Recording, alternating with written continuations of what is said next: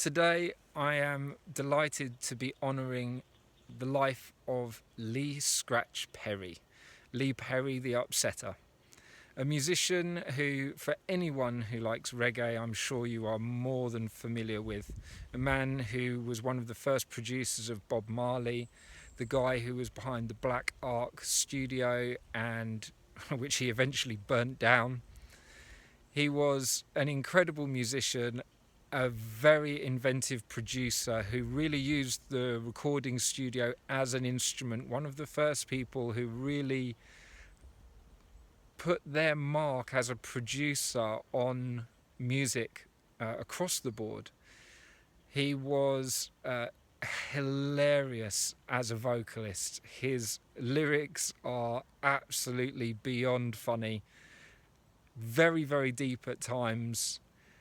Sometimes it's difficult to work out whether or not he is being funny or deep or both, and is it all by accident? Is it just the outpouring of his own particular form of insanity? Is it calculated? It's very difficult to fathom. In the way of the greatest poets and artists, he's very, very difficult to pin down and to be absolutely sure on what level to take him. He brought together so many fantastic musicians, produced so many absolutely beautiful songs.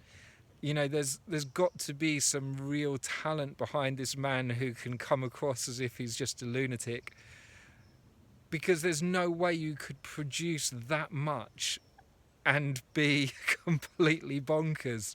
And yet that's actually how he comes across in the majority of the things that he's in the interviews that you can hear, in his music, in his lyrics, his delivery. He's absolutely hilarious and yet clearly a beautiful, soulful being.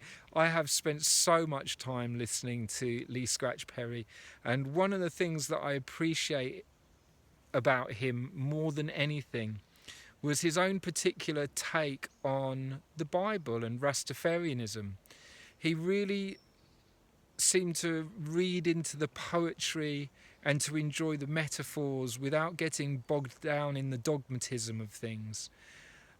Scratch the Upsetter was, one of his first tracks was the Chicken Scratch. And I know that, oh my goodness, I can't even begin to start talking about individual songs because I'll never stop.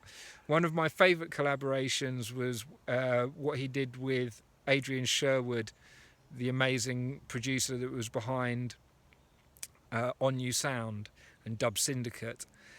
That collaboration heralded a whole host of other collaborations with British artists and British producers, and by this point in his life he seemed to be taking the role much more as a vocalist than as a producer. Nevertheless, Scratch was absolutely churning it out until his dying day, and continued to make absolutely incredible music with all sorts of different people.